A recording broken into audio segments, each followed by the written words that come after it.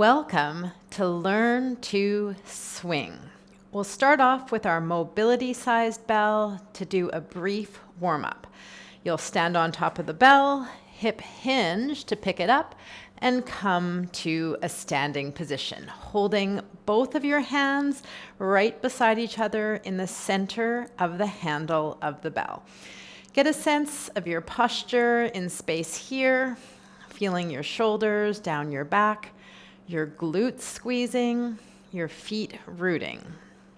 Take a breath in and a breath out.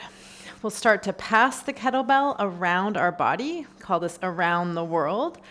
We'll do this about 20 times in one direction, but it's just a warm-up, so we're not going to count. We're just breathing and passing from hand to hand in one direction. Let's do 6 more. 5, 4, 3, 2, 1. Stall the kettlebell and reverse directions. So this should be nice and light, easy to pass around your body, and you're getting some momentum, getting familiar with the handle of your kettlebell. Let's do 8 and 7, 6 and 5, 4, 3, 2, 1. Stall the kettlebell and bring it behind you, bending your elbows up your back. Find a nice spot to rest your light kettlebell on you, and then you'll widen your feet for a hip hinge. You can turn your toes out a bit, looking up at the horizon, and then coming up to standing. So practicing our hip hinge in this good morning stretch. We're inhaling, we're exhaling. We're finding our upper body, our neutral spine, and just warming up this movement pattern, the hip hinge. Couple more breaths. And come back to standing. Pass the kettlebell around, deadlift it down to the floor. If you'd like a longer warm-up, rewind the video, repeat this perhaps up to 2 more times. Next, you'll get out your heaviest kettlebell for deadlifts. You can start lighter and progress to heavier using this as a warm-up, or you can dive in with your heaviest kettlebell right away, depending on where you're at. So you'll stand right on top of the kettlebell. Feet can turn out a bit. Hinge at the hips, look up at the horizon, find the handle of the bell, and come to standing. Pause at the top for a count of 3, 2, 1. Hinge at the hips, touch it down to the floor, and come back up. Coming up for 3, 2, 1. Hinge at the hips, touch the kettlebell down, coming back up for 3, 2, 1. Hinge at the hips, touch down, coming up for 3, 2, 1. Hinge at the hips, last time coming up, squeeze your glutes for 3, 2, 1. Hinge at the hips, touch the kettlebell down, and shake that out. So deadlifts are a great warm-up for kettlebell swings, and you'll use it to find the top of the kettlebell swing, which is a vertical plank. So we want to squeeze the glutes, engage the abs, find a nice lockout position at the top of the kettlebell swing. So take a moment and decide if that kettlebell is quite heavy. You'll go quite a bit lighter if you're brand new to kettlebell swings. We'll start with the dead stop kettlebell swing, and I'll show you the pathway. So we want to be thinking about that hip hinge, shoulders higher than the hips, hips higher than the knees, and you're placing the kettlebell now in front of you, tripod stance. So before we were on top of it, now we're behind. You're hinging at the hips, you're finding the kettlebell and pulling it back. Start with light if this is new. You'll hike and park, hike and park, hike and park. That'll give you a good sense of the weight of the kettlebell. You're using 2 hands. And next we'll come up to a standing position, firming your glutes, engaging your abs, finding your upper body strength, imagining that you're breaking the handle of the kettlebell at the top.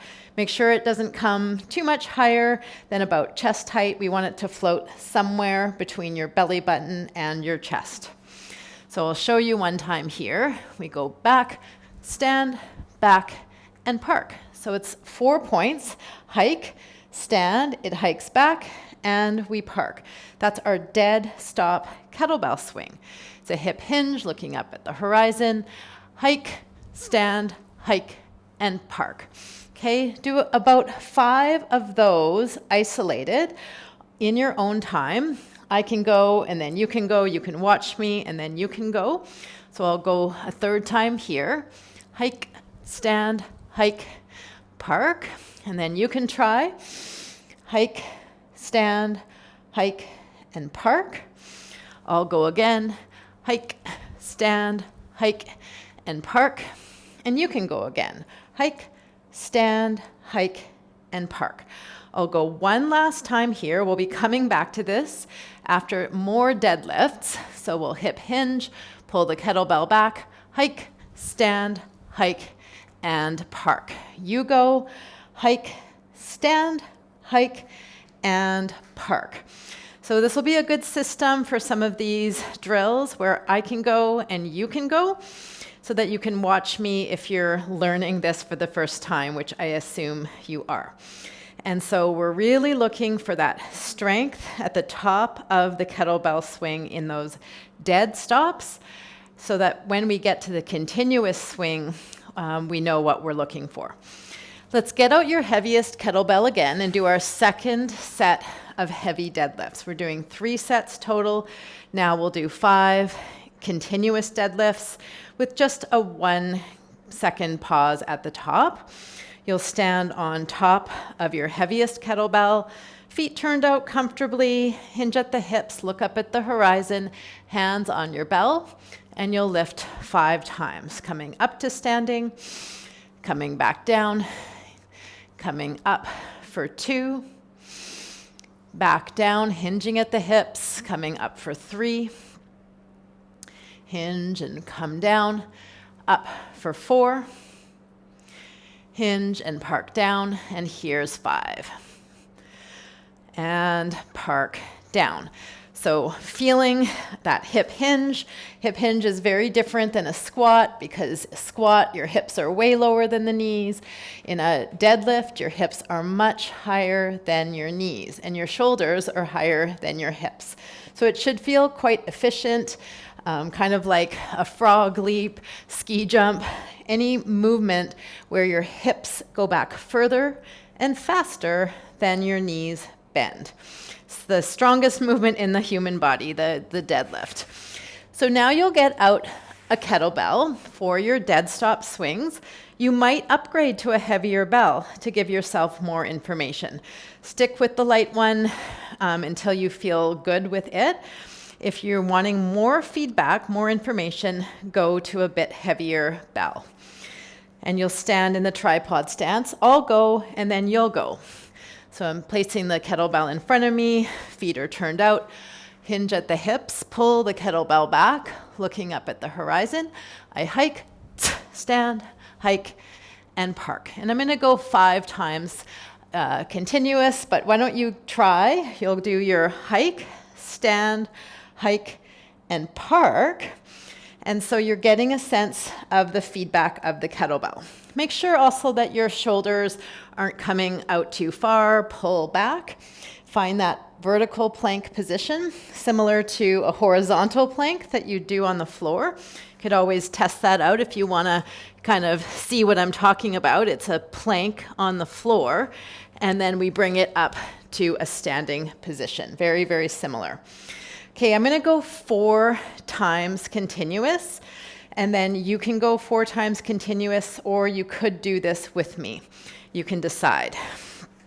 So here I go, hinging at the hips, pulling the kettlebell back, hike, stand, hike, and park, hike, stand, hike, and park, hike, stand, hike, and park, hike, stand, hike, and park. And so I'm really squeezing my glutes at the top. Make sure you are too. Should feel firm and sturdy at the top of the kettlebell swing, and it should float nicely for you before it pendulums back. I'll also say that with lighter bells, it can actually be harder to do with a lighter bell because we don't know what we're looking for. When it's heavy enough, we'll get that information we're looking for as to where we position our body. So when you're ready, definitely upgrade your bell to a little bit heavier to see what I'm talking about. And then we'll do our final set of deadlifts. We've got one more set of 5 deadlifts, your heaviest bell. And you can experiment even with one hand or 2 heavier kettlebells. Anything goes for this final round. But let's do 5 of some kind of deadlift to remind ourselves of our hip hinge strength. We come into the hip hinge, looking up at the horizon, come up to standing, holding here for a moment, and then parking down. That's 1. Back up for 2. Hip hinge, park down, coming up for 3. Hip hinge, park down, up for 4. And last one, hip hinge, coming up to standing. Just take a moment. If it's light, you can hold that for another breath. Then hip hinge and park down. And look to see where you park the kettlebell. It should land right between your 2 heels. So if you're parking it way in front of you, you'll want to make sure to hip hinge more so that the kettlebell goes straight down in your deadlift. It's really important not to load up the back way out in front. When we do our swings, the kettlebell is quite ahead of our hips. And so it's a different thing because we're using momentum. So let's get out your final weight of kettlebell. This could be heavier. And perhaps I'll go and then you'll go. So I'll just do singles. I'll go 1 and then you can go. I'll go, you go for this final round of dead stop kettlebell swings. So I'm standing in the tripod stance, looking up at the horizon, hinging at the hips. Then I pull that kettlebell back. I'm packing my shoulders, I'm long in my spine, quite low in my hips, but they're still higher than my knees. Here I go. Hike, stand, hike, and park. And now you go. Hands on bell, hike, stand, hike, and park. Okay, so getting a sense of your body in space with the weight of the kettlebell, 3 times the weight getting swung forward, but you're stopping it with your vertical plank. I'm going to go again, number 2. Hike, hike, and then you go. Hands on bell, hinge at the hips, look up at the horizon, hike, stand, hike, and park. Okay, and then here I go for my 3rd one. Looking up, hike. Okay, so really feeling that pendulum swing and that really big hip hinge. It's like you're getting punched in the guts. Really big hip hinge and explosive on the way up with your hips as well. Okay, so hands on bell, look up at the horizon. 3, 2, 1, hike, stand, hike, and park. Okay, I think we've got 2 more. Doesn't matter, we're just practicing, but 5 is good. So let's pull the kettlebell back, looking up at the horizon, hike. That's my turn, and then you'll take another turn. Hands on bell, hinge at the hips, hike, stand, hike, and park. Okay, and just with practice, this will make more and more sense to you, but it should be actually quite intuitive, quite simple in some ways. We're hinging at the hips and we're standing in a vertical plank, and you're squeezing your glutes to protect your spine.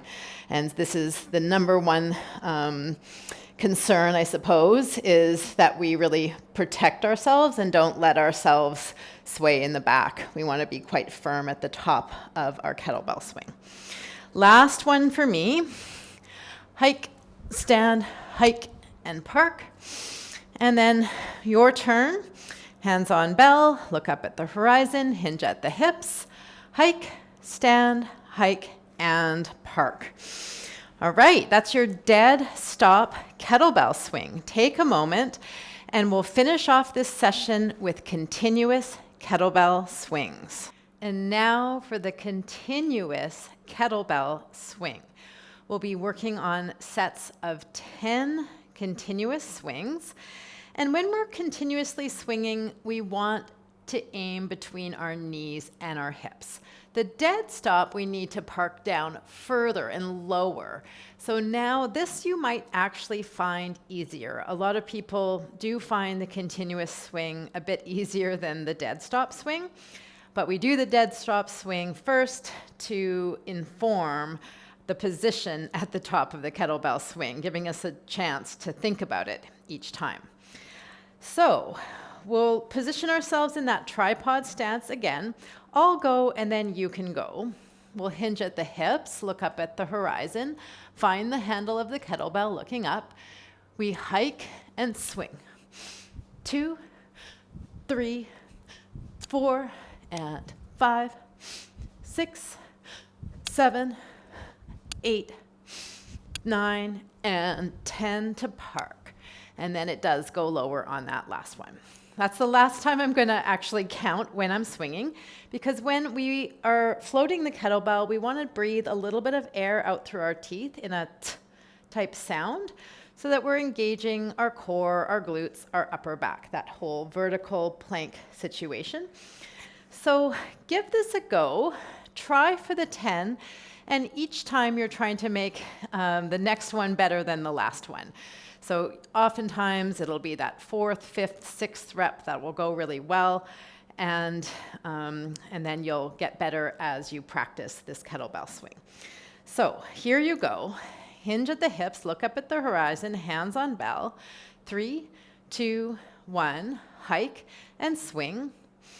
2, 3, 4, and 5, 6, 7, 8, 9, and 10 to park. Okay, so that last one goes up, back, and down. Oftentimes people add on an 11th one. That's fine. Just make sure you know what you're doing and be in charge of the kettlebell. So you are always in charge of it. And we also like to say we want to respect the bell and the weight of it. So, and firming your body to protect yourself, essentially, and feel comfortable with the weight of the bell. So I'm going to go from the side this time. I'm going to do my 10, and I'll demonstrate the TSS sound that I'm making at the top of the kettlebell swing. So here I go, looking up at the horizon, pulling the kettlebell back. Here I go. Hike.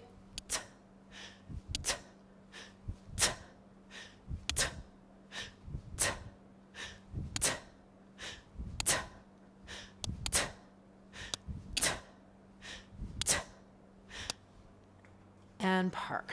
Okay, so you probably have a lot of questions, but I think practicing is the best way to learn this movement.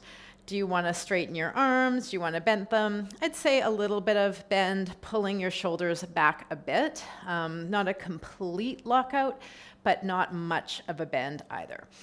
Also, the tempo that I'll count you for in a moment now will be dependent on the weight of the bell you chose. So if you're going a bit heavier, you might be going a bit slower than my count, but I'll count you anyways. Set yourself up, tripod stance, look up at the horizon, hinge at the hips, pull the kettlebell back, and in 3, 2, 1, hike and swing. 2, 3, 4, 5, and 6, 7, 8, 9, and 10 to park. All right, and then I'll do one last set with a heavier kettlebell. So I recommend when you're ready, going to a heavier kettlebell and practicing with a heavier kettlebell. And you can practice up to 50, 60, 70 swings. We're just doing about 30 today in the continuous style. But as you repeat this video, as you practice on your own, do sets of 10. Don't do more than 100 swings in any given set. About 50 is good if you're brand new to kettlebell swings. So I'll do my last set here. I'm going a bit heavier. I'm going to demonstrate better because it gives me the feedback I need to do a better swing. One of the most common mistakes is bending too much at the hips. Also not waiting for the kettlebell to float down before we hip hinge. And so I'm going to try to do my best at demonstrating the chicken and the egg, as they say, waiting for the kettlebell to fall back. All right, here I go, my last 10 swings.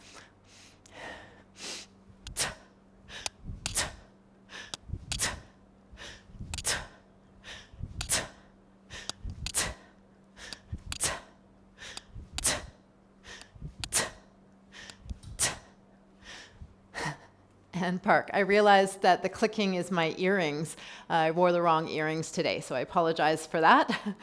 But hopefully that was a bit better of a demonstration where I was trying to really let the kettlebell guide me and use the momentum and the power of the hip hinge to swing the kettlebell. So here's your final set. Testing a heavier bell if you're ready. You could always do 5 and then park it down and do another 5. It's a really good way to test out. And you could also increase the size of that dead stop swing. Do a dead stop swing, test it out, and then if it feels appropriate, you can do that for your last set of continuous swings. And so it's always too heavy, too light, or just right. We want to get it just right. The sweet spot is where you get information, but it's not so heavy, that's all you're thinking about, but not so light that you don't know where to position your body. So find your kettlebell, place it in front of you, tripod stance, look up at the horizon, hinge at the hips, hands on bell. 3, 2, 1, hike and swing. 2, 3, 4, 5, 6, 7, and 8, 9, and 10 to park it down. Okay, and making sure it's a really clean park down. That's your most important rep, is the park down. Put that away. And then while you're still in fight and flight mode, you can pick up the kettlebells and put them back and clear some space for a brief cool down. We'll stand tall. We'll make 2 fists with our hands just behind your back, or any other closing posture you'd like to do. Deep breath in, full breath out. We'll take 5 breaths.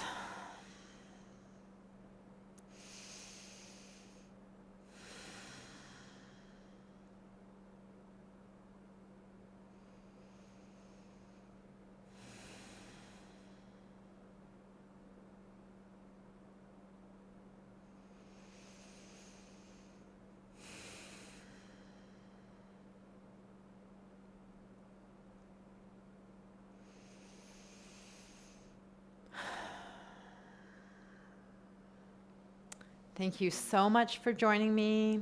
We'll see you next time. Until then, keep strong, kettlebell on.